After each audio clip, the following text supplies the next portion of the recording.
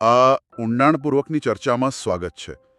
આજે આજે આપણે એક એવી સફર પર જવાના છીએ જે કોઈ બહારની ભૌતિક દુનિયાની નહીં પણ આપણી પોતાની અંદરની અજ્ઞાત દુનિયાની છે. આજનો આપણો વિષય છે કૈવલ્ય ઉપનિષદ. ભારતીય તત્વજ્ઞાન અને અધ્યાત્મનો આ એક બહુ જ ગહન અને અમૂલ્ય ગ્રંથ છે જે કૃષ્ણ યજુર્વેદ સાથે જોડાયેલો છે. બિલકુલ. અને આજના આ સોર્સ મટીરિયલમાં રહેલા અઘરા લાગતા તત્વજ્ઞાનને આપણે કોઈ શુષ્ક ક્લાસરૂમ વ્યાખ્યાન તરીકે નહીં પણ એકદમ સામાન્ય માણસ સમજી શકે એવી સરળ ભાષામાં ડીકોડ કરવાના છીએ. જાણે કે કોઈ રસપ્રદ ઓડિયો બુક સાંભળતા હોઈએ એવા ફોર્મેટમાં. સાચી વાત છે, કારણ કે આ જ્ઞાન સીધું આપણા જીવન સાથે જોડાયેલું છે. હા, પણ સૌથી પહેલા તો આપણે આ કૈવલ્ય શબ્દનો અર્થ સમજવો પડે. કૈવલ્ય એટલે માત્ર એકલતા નહીં પણ કેવળતા, સંપૂર્ણતા અથવા જો સાવ સીધા શબ્દોમાં કહીએ તો પરમ મુક્તિ. આ એક એવી અવસ્થા છે જ્યાં આત્મા કોઈના પણ પર આધારિત નથી રહેતો. તો ચાલો આ બધી બાબતોને એક પછી એક વિગતવાર સમજીએ. ચોક્કસ. આ ઉપનિષદની વિશેષતા જે છે કે તે અત્યંત સંતુલિત છે. જુઓ, જો આપણે પ્રાચીન ગ્રંથો જોઈએ તો છાંદોગ્ય ઉપનિષદ કથાઓ દ્વારા સમજાવે છે, જ્યારે માંડુક્ય ઉપનિષદ શુદ્ધ તર્ક અને ગણિતના આધારે સત્ય સુધી લઈ જાય છે. હા, માંડુક્ય તો એકદમ તાર્કિક છે. પણ કૈવલ્ય ઉપનિષદ આ બંનેથી અલગ છે. આમાં જ્ઞાન, ભક્તિ અને ધ્યાન આ ત્રણેયનો એક અદ્ભુત સમન્વય જોવા મળે છે. આ બહુ જ નોંધપાત્ર વાત છે. અને આ યાત્રાની શરૂઆત એક બહુ જ ઐતિહાસિક સંવાદથી થાય છે. એક મહાન ઋષિ છે અશ્વલાયન. તેઓ બ્રહ્માંડના સર્જક લોર્ડ બ્રહ્માજી પાસે જાય છે. અને અશ્વલાયન પોતે બહુ જ્ઞાની હતા. છતાં તેઓ બ્રહ્માજી પાસે જઈને કહે છે કે હે ભગવાન, મને એ પરમ બ્રહ્મવિદ્યા શીખવો જેનાથી મનુષ્ય પાપોથી મુક્ત થઈને મોક્ષ પામે. એટલે આ બતાવે છે કે આટલા મોટા ઋષિ પણ હજુ અંતિમ મુક્તિ શોધી રહ્યા છે. અને બ્રહ્માજી એનો જે જવાબ આપે છે ને, તે ખરેખર ભારતીય તત્વજ્ઞાનનો એક શક્તિશાળી શ્લોક છે. તેઓ કહે છે, ન કર્મણા ન પ્રજાયા ધનેન ત્યાગેનૈકે અમૃતત્વ માનુષું. એટલે કે મોક્ષ માત્ર કોઈ બાહ્ય કર્મકાંડ કરવાથી, સંતાનથી કે ધનથી નથી મળતો. અમરત્વનો એકમાત્ર માર્ગ છે ત્યાગ. માત્ર ત્યાગથી જ મુક્તિ મળે છે. અચ્છા, પણ અહીં એક બહુ મોટી ગેરસમજ થઈ શકે છે. સામાન્ય રીતે ત્યાગ સાંભળીએ એટલે મનમાં એવું જ આવે કે બધું છોડી દેવું, જંગલમાં જતા રહેવું, જવાબદારીઓમાંથી ભાગી જવું. શું બ્રહ્માજી ખરેખર? ના, બિલકુલ નહીં. અહીં ભૌતિક ત્યાગની વાત જ નથી.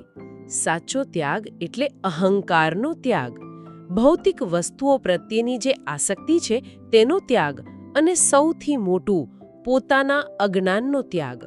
એટલે જો કોઈ માણસ જંગલમાં જાય પણ ત્યાં જઈને પોતાના કમંડળ માટે પણ મોહ રાખે તો તે ત્યાગી નથી. એકદમ સાચું પકડ્યું.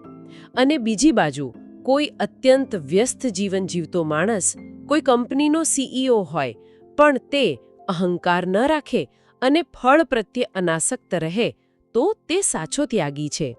બ્રહ્માજી આગળ કહે છે કે આ જ્ઞાન માટે 3 સાધનો અનિવાર્ય છે: શ્રદ્ધા, ભક્તિ અને ધ્યાન. શ્રદ્ધા, ભક્તિ અને ધ્યાન. પણ અહીં ધ્યાનનો ઉલ્લેખ થયો છે તો મારો પ્રશ્ન એ છે કે આ બધું વ્યવહારમાં કેવી રીતે મૂકવું? માત્ર આંખો બંધ કરવાથી તો ધ્યાન નહીં થતું હોય. અહીં સૌથી રસપ્રદ બાબત એ છે કે કૈવલ્ય ઉપનિષદ એકદમ સ્પષ્ટ પદ્ધતિ આપે છે. તે કહે છે કે એકાંતમાં બેસવું, શરીર, ગરદન અને માથું સીધી રેખામાં રાખવા, અને આપણી ઇન્દ્રિયો જે આખો દિવસ બહાર ભટકે છે તેને સભાનપણે પાછી વાળીને પોતાના હૃદયરૂપી કમળમાં કેન્દ્રિત કરવી. હૃદયરૂપી કમળ એટલે કોઈ શારીરિક અંગ નહીં પણ આપણી ચેતનાનું કેન્દ્ર, બરાબર ને? પણ શરૂઆતમાં નિરાકાર પર ધ્યાન ધરવું તો બહુ અઘરું છે. કોઈ ચોક્કસ સ્વરૂપની કલ્પના કરવાની હોય છે આમાં. હા, માનવ મનને એક ટેકાની જરૂર પડે. એટલે ઉપનિષદમાં પરમ બ્રહ્મનું ઉમા મહેશ્વર એટલે કે શિવ સ્વરૂપે વર્ણન કર્યું છે. એવા શિવ જે નીલકંઠ છે અને ત્રિલોચન છે. આ શાંત સ્વરૂપ પર ધ્યાન કેન્દ્રિત કરવાથી મન સ્થિર થાય છે. પણ એક મિનિટ, જો અહીં માત્ર શિવનું ધ્યાન કરવાની વાત હોય તો શું આ કોઈ ચોક્કસ સંપ્રદાયનો ગ્રંથ છે? એટલે કે આ માત્ર શૈવ પરંપરા પૂરતું સીમિત? ના, એવું જરાય નથી. અને એ જ આ ગ્રંથની સુંદરતા છે. તરત જ એક અત્યંત વિશાળ અદ્વૈત દર્શન રજૂ થાય છે. શ્લોકમાં સ્પષ્ટ છે કે તે જ બ્રહ્મા છે, તે જ શિવ છે, તે જ ઇન્દ્ર છે, તે જ વિષ્ણુ છે, પ્રાણ છે, સમય છે, અગ્નિ અને ચંદ્ર છે. અરે વાહ! એટલે કે નામો ગમે તે હોય, ચેતના માત્ર એક જ છે. આકાર એ માત્ર સમજ માટે છે. બિલકુલ. આંતરિક અનુસંધાન જ મુખ્ય છે. અને આંતરિક પ્રક્રિયાને સમજાવવા માટે ઉપનિષદે એક બહુ જ ગહન રૂપક વાપર્યું છે. હા, અને હવે આ વાત ખરેખર ખૂબ જ રસપ્રદ બને છે. કારણ કે આ રૂપક છે અરણી અને અગ્નિમંથનનું. જો આપણે પ્રાચીન સમયની કલ્પના કરીએ, જ્યારે અગ્નિ પ્રગટાવવા 2 લાકડાના ટુકડા ઘસવામાં આવતા હતા. હા, જેને અરણી ચવાય. એક લાકડું નીચે સ્થિર હોય અને બીજાને દોરીથી અત્યંત ઝડપથી ઘસવામાં આવે. આ થકવી નાખનારા ઘર્ષણથી તણખો ઝરે અને અગ્નિ પ્રગટે. પણ આ ભૌતિક પ્રવૃત્તિને આધ્યાત્મ સાથે કેવી રીતે જોડી છે? આનું ડીકોડિંગ બહુ જ અદ્ભુત છે. આમાં જે નીચલું લાકડું છે તે આપણો પોતાનો આત્મા છે, આપણું મન છે. ઉપલું લાકડું છે ઓમકારનો મંત્ર અથવા બ્રહ્મનો વિચાર. અચ્છા. અને જે પેલું ઘર્ષણ છે, મંથન છે, એ છે સતત ધ્યાન, નિરંતર ચિંતનની પ્રક્રિયા. આપણે ઘણીવાર જ્ઞાન વાંચી લઈએ છીએ, પણ અહીં મંથન કરવાની વાત છે. સાચી વાત. જેમ લાકડાના 2 ટુકડા પાસે મૂકી રાખવાથી આગ નથી લાગતી, ઘર્ષણ કરવું જ પડે. એવી રીતે માત્ર ઓંકાર વિશે પુસ્તકો વાંચવાથી અંદર જ્ઞાન પ્રગટતું નથી, સતત મંથન જોઈએ.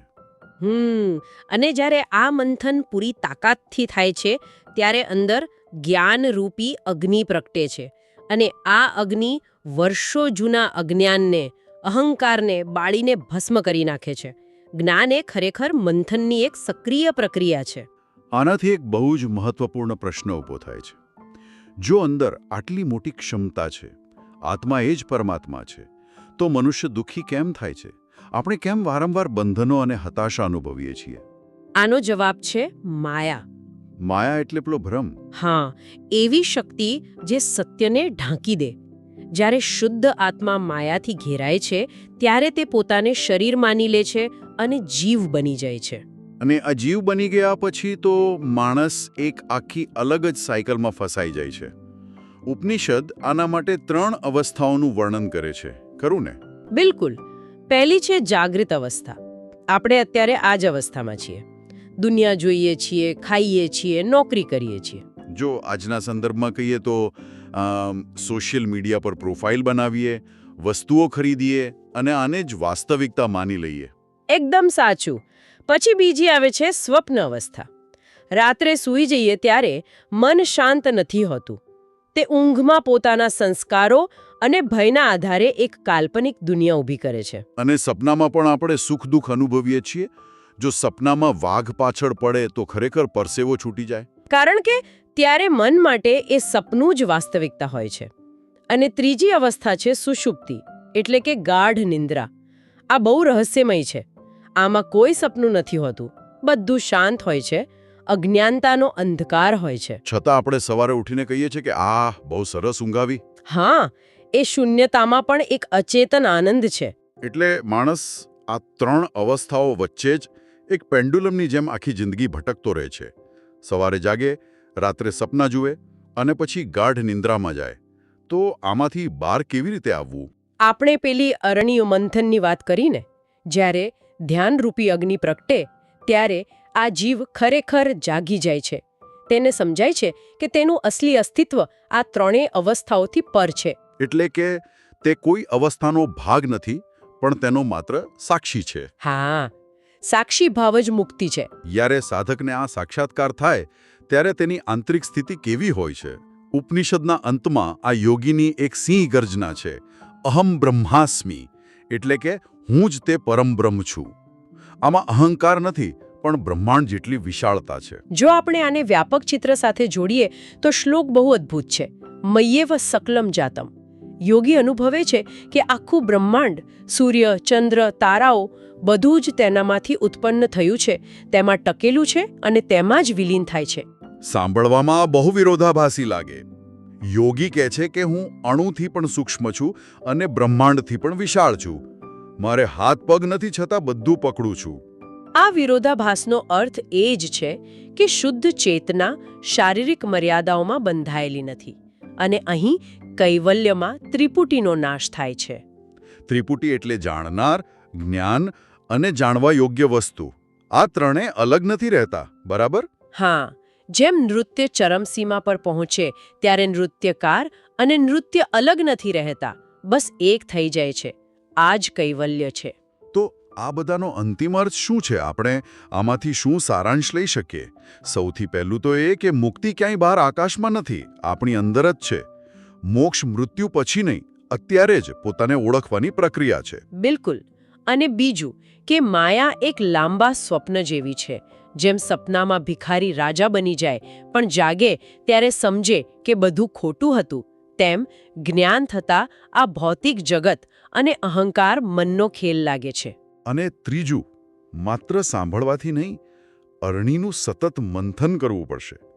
આજના આધુનિક યુગમાં જ્યાં માહિતીનો અતિરેક છે, નોટિફિકેશનનો ઘોંઘાટ છે, ત્યાં આ જ્ઞાન કેવી રીતે ઉપયોગી થઈ શકે? આ જ્ઞાન આપણને માનસિક શાંતિ આપે છે. તે યાદ અપાવે છે કે આપણે માત્ર આપણા નોકરીના ટાઇટલ કે ડિજિટલ પ્રોફાઇલ નથી.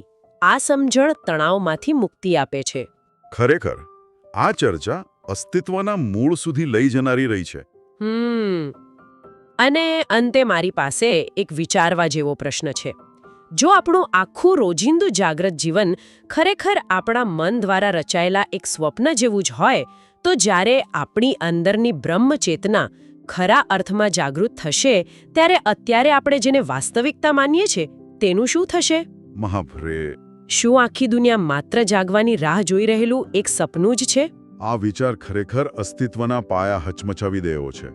આપણે આના પર વિચાર કરતા રહેવું પડશે. આ સાથે જ કૈવલ્ય ઉપનિષદની આ ઊંડાણપૂર્વકની ચર્ચા અહીં પૂરી થાય છે. આ આખી યાત્રામાં જોડાવા બદલ ખૂબ ખૂબ આભાર.